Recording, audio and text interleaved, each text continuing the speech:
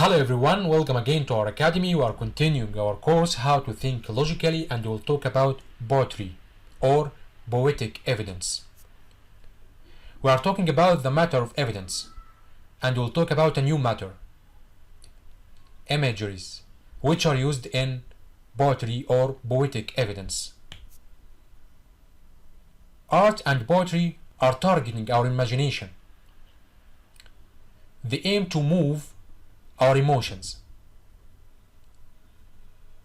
In logic, a poetic evidence is an evidence which depends on imagination and aims to moving our emotions.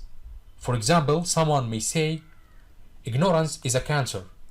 Every cancer destroys the nation's body, so ignorance destroys the nation's body.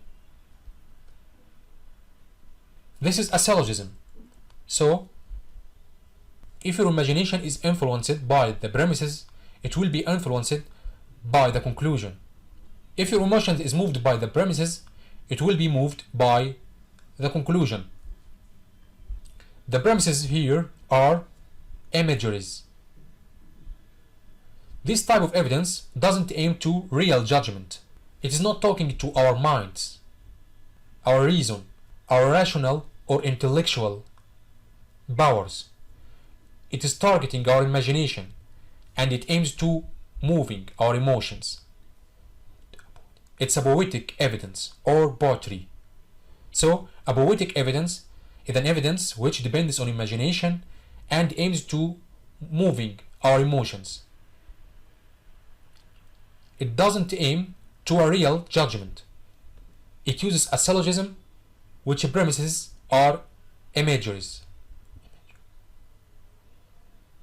Poetry or poetic evidence may be good, which makes us like and love the truth, the right, the justice, and so on. And it may be bad, which make us love or like wrong beliefs, injustice, crime, and so on. Arts are very important and very dangerous, as they don't talk to our minds. They affect our imagination and our emotions directly. So we must be cautious about the type of art we deal with. Let's look at some examples of poetic evidence. Smoking is burning the lungs to ashes. Every burning of the lungs to ashes is strangulation of our health. Smoking is strangulation to our health. Sexual abuser is a rabid wolf. Every rabid wolf is a toxin to the community. Sexual abuser is a toxin to the community. Contentment is a safety boot in life.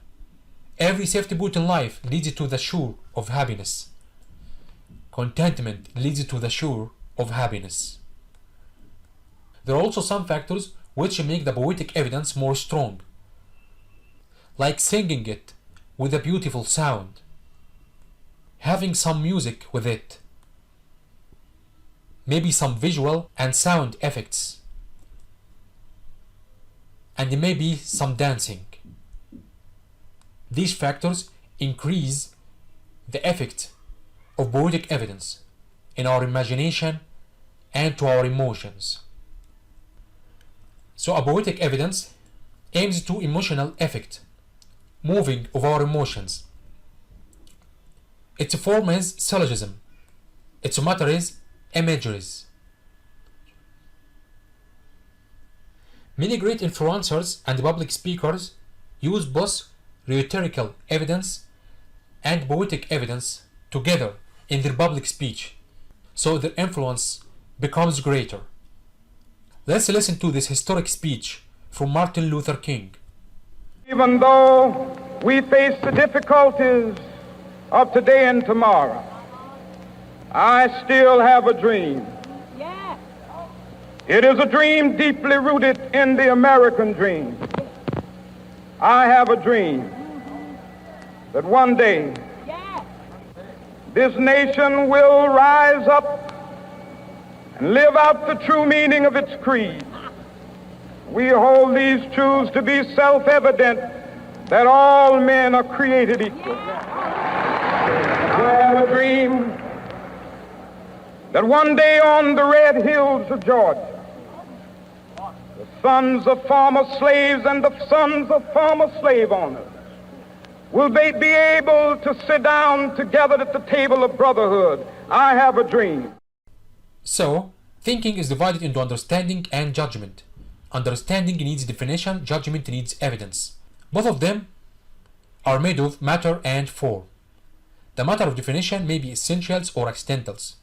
The form of definition is to start by general concepts and to move towards special ones. The matter of evidence may be certain truths, postulates, opinions, or imageries. The form of evidence may be syllogism, induction, or analogy. A definition using essentials is a limiting one, while a definition using accidentals is a descriptive one. A syllogism using certain truths is a demonstration. A syllogism using postulates is a dialectic. A syllogism using opinions is rhetoric. And the syllogism using imageries is poetic. Thank you.